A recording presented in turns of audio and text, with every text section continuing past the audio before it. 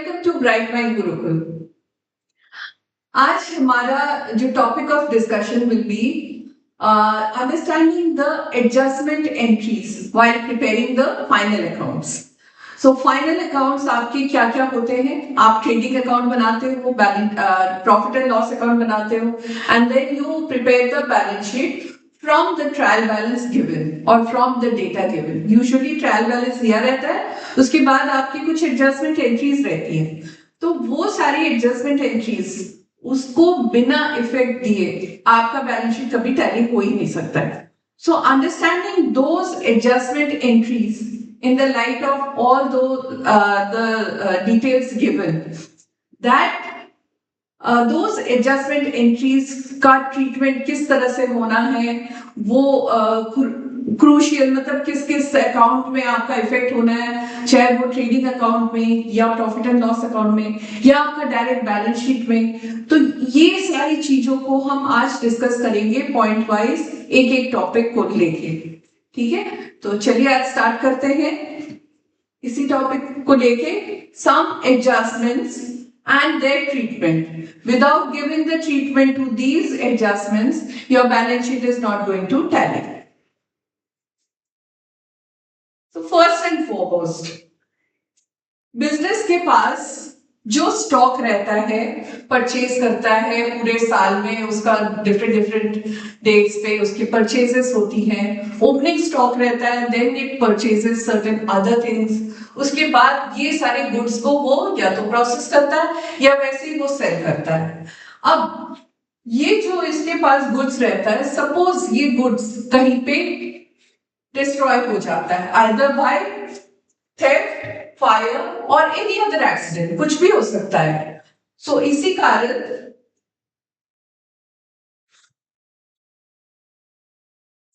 कारण क्या होता है कि बिजनेस अपने गुड्स को इंश्योर भी करता है। तो ये सारी चीजें होती है, लेकिन अगर ये लॉस अगर हो जाता है, अगर इस तरह का लॉस हो जाता है, तो बिजनेस के पास क्या होता है ट्रीटमेंट करने का। ठीक है, so if this loss occurs, this loss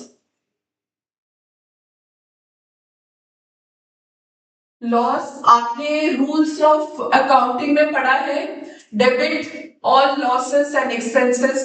तो loss is debited, abnormal loss आपकी जो जर्नल एंट्री होगी, जो आपकी जर्नल एंट्री होगी वो है abnormal loss debited to purchases या ट्रेडिंग अकाउंट। जो आपका स्टॉक है उसमें से आपका लॉस हो रहा है, तो स्टॉक में से क्रेडिट हो जाएगा, लेस हो जाएगा, and loss will be debited. ठीक है, so loss is transferred to profit and loss account if the loss is covered fully और पार्शली बाय इंश्योरेंस। कंपनी क्या करती है या बिजनेस क्या करती है कि अपने यहाँ पे जो भी सामान होता है उसका इंश्योरेंस वो करवाती ही है, यूजुअली यही होता है सिचुएशन। तो अगर उन्होंने इंश्योरेंस किया हुआ है तो वो इंश्योरेंस कंपनी को अभी डेबिट करेगी। ये इंश्योरेंस तुरंत तो मिलेगा नहीं, तो ये बैलेंस शीट में ये रिसीवेबल्स के तरह, जैसे हम रिसीव करते हैं कोई भी ट्रेड रिसीवेबल्स या कुछ, उसी तरह से बैलेंस शीट में ये रहेगा इंश्योरेंस कंपनी। जब इंश्योरेंस कंपनी पैसे देगी तब ये क्रॉस आउट हो जाएगा। ठीक है, so it appears on the asset side of the balance sheet, and if part of the loss is not recovered, अगर पूरा लॉस इंश्योरेंस कंपनी भरपाई नहीं दे रही है, तो जितना भी लॉस हो जाता है वो that is ultimately transfer to profit and loss account. ये इसका ट्रीटमेंट होता है। लॉस होता है, loss goes to profit and loss account. अगर इंश्योरेंस कंपनी ने इंश्योर किया हुआ है तो वो क्लेम को रेज करेगी, कंपनी या बिजनेस ये क्लेम डालेगी। जब तक वो पैसा नहीं आता है तब तक वो बैलेंस शीट में उसका इफेक्ट दिखेगा। जब वो पैसा इंश्योरेंस कंपनी बिजनेस को पे बैक कर देती है तब वो इंश्योरेंस कंपनी का नाम वहां से हट जाएगा। ठीक है, so this is the actual treatment. Let us see what the journal entries will be.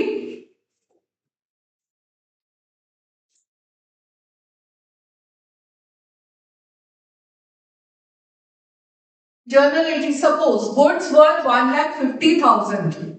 They are destroyed by fire and insurance company accepts a claim for 1 lakh. जरूरी नहीं है कि पूरा पैसा उसको मिल जाए. इंश्योरेंस कंपनी भी पूरा रिव्यू करेगी, उसके बाद उसने देखा कि हम 1 लाख रुपीस का क्लेम हम देंगे. तब क्या होता है? जर्नल एंट्री क्या हो गया? Loss by fire. Loss is always debited 1,50,000 to purchases और ट्रेडिंग अकाउंट. ठीक है, so this is okay. This is the first entry. Loss will be debited to trading account. अब ये जो लॉस है इसमें इंश्योरेंस कंपनी ने बोला कि 1 लाख रुपीस इंश्योरेंस कंपनी देगी, बाकी तुम्हें खुद बेयर करना होगा, दैट इज 50,000. ठीक है, सो इंश्योरेंस कंपनी 1 लाख और profit and loss 50,000 to loss by fire. अब ये वाला लॉस ये P&L में चला जाएगा और ये वाला बैलेंस शीट में. जब इंश्योरेंस कंपनी ये पूरा पैसा दे देगी, या तो कैश आएगा या बैंक आएगा, डेबिट टू इंश्योरेंस कंपनी. ये पूरा इसका ट्रीटमेंट होगा. ठीक है, तो इस तरह का अगर कोई एडजस्टमेंट आया बैलेंस शीट में, ये आपको इफेक्ट देना पड़ेगा. ठीक है, समझ गए हो? This is goods that are lost by fire or any other accidents.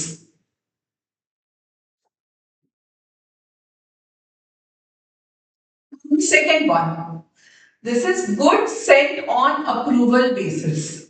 अब कुछ इस तरह के बिजनेसेस भी होते हैं कि कस्टमर्स को, बड़े कस्टमर्स को अट्रैक्ट करने के लिए कुछ गुड्स अप्रूवल बेसिस पे देती है कि आप इसको लेके देख लो, आपको अगर पसंद आएगा तो आप इसको और खरीदोगे, और अगर नहीं पसंद आया तो आप वापस कर सकते हो. ठीक है, so this is the condition.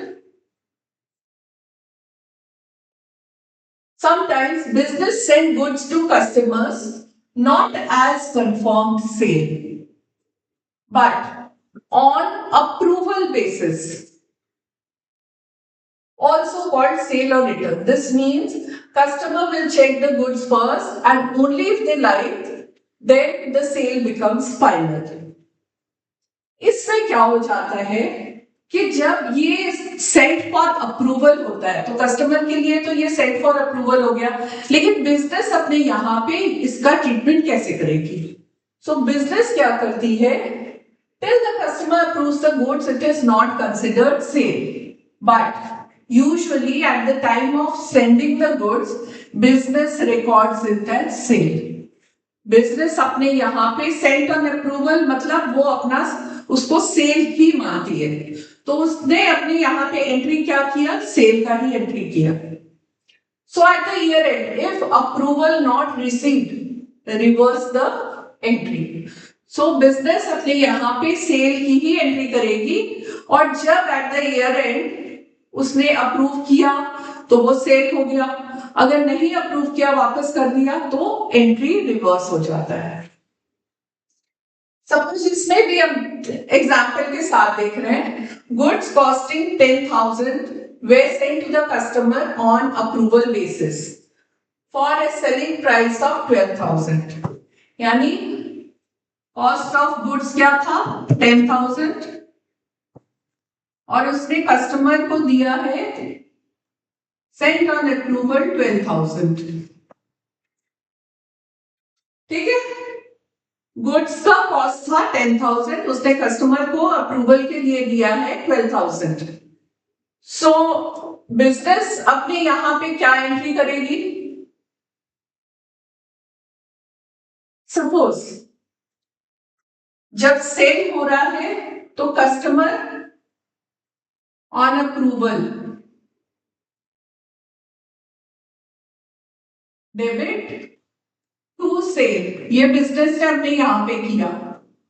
अब at the end of the year अगर कस्टमर ने कैंसिल कर दिया, सोचो उसने कहा कि मुझे नहीं पसंद है, तो रिवर्स करेगी, कैंसिल द सेल तो रिवर्स हो गया, sales debited to trade receivable, यानी जो ये अमाउंट है ये रिसीवेबल अमाउंट है हमारे लिए, तो वो सेल की एंट्री बिजनेस अपने यहां पे कैंसिल करेगी। और गुड्स जो लिया गया था 10,000 रुपए का गुड्स जो 12,000 में सेल यहाँ पे 12,000 का हमने दिया था वो तो कैंसिल हो गया यहाँ पे।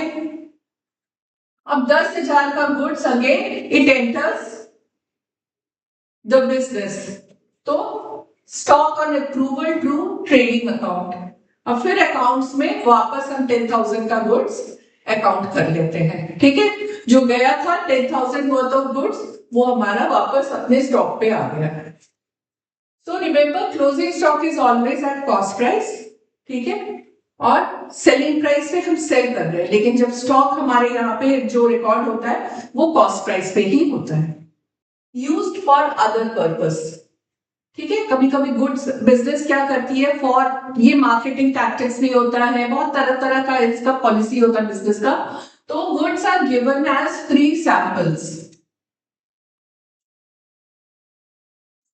गिवन एज फ्री सैंपल्स, ठीक है, या they are used for office construction.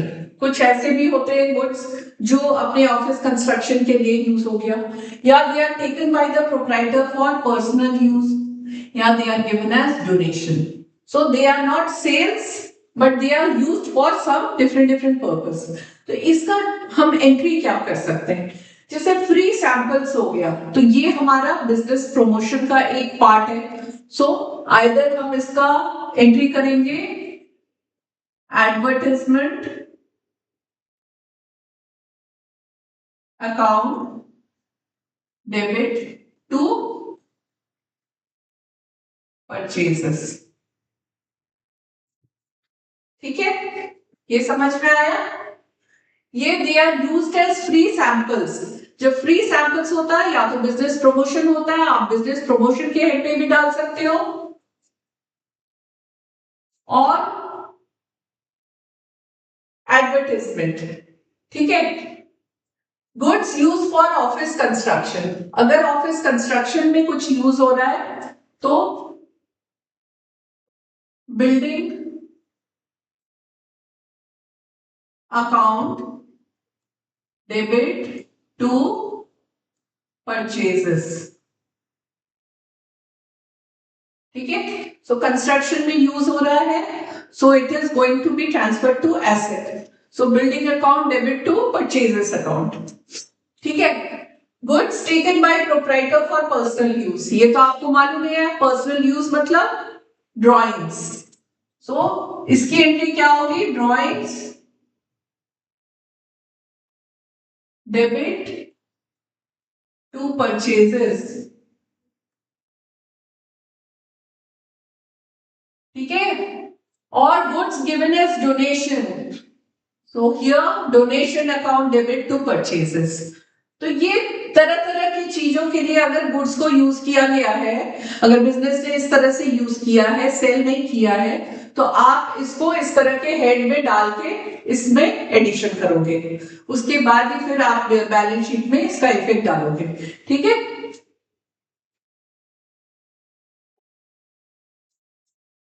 Now, this is also very important. Commission based on profit to employees, यानी एम्प्लॉयज जो बिजनेस में काम कर रहे हैं उनके काम को कंपेयर करके अगर वो अच्छा काम कर रहे हैं तो उनको कुछ रिवॉर्ड मिलना चाहिए। तो अगर बिजनेस के पास इस तरह का कोई पॉलिसी है कि उनको कमीशन दिया जाएगा बेस्ड ऑन द प्रॉफिट्स, अगर प्रॉफिट हुआ तो एम्प्लॉयज को एक्स्ट्रा पैसा दिया जाएगा। So what is that? It is commission. So commission is the reward given to the manager or the employee for improving the profit of the business. Employees के किसी काम से, मैनेजर के किसी काम से बिजनेस को बहुत प्रॉफिट हुआ तो बिजनेस क्या करेगी, उसको कमीशन देगी। सो कमीशन भी दो तरह के होते हैं। What is that? Net profit before commission commission may be calculated on net profit before commission and net profit after charging such commission.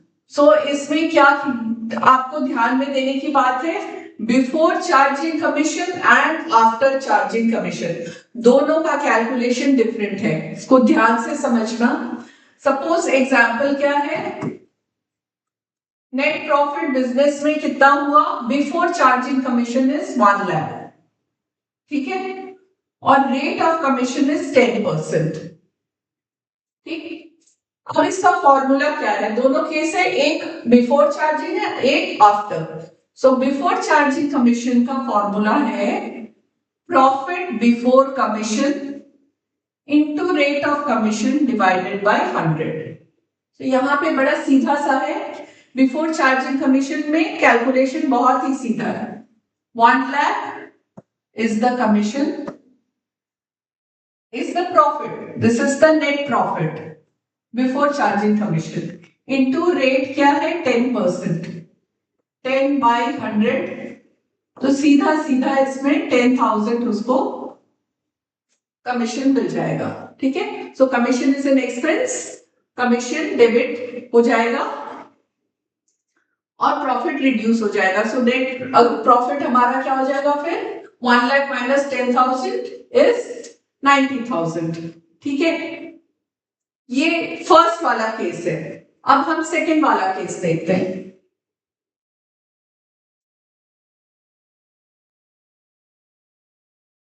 Second case क्या है, commission on net profit after charging such commission.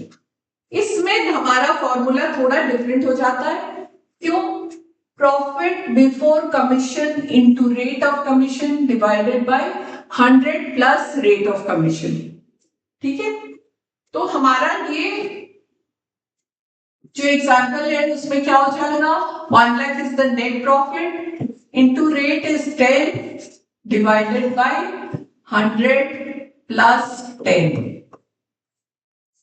That is equal to 110, ठीक है। तो इसमें क्या हो जाएगा हमारा, इसमें अगर कैलकुलेट करोगे तो अराउंड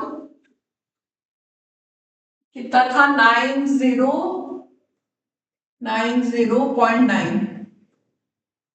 ये हो जाएगा, ठीक है।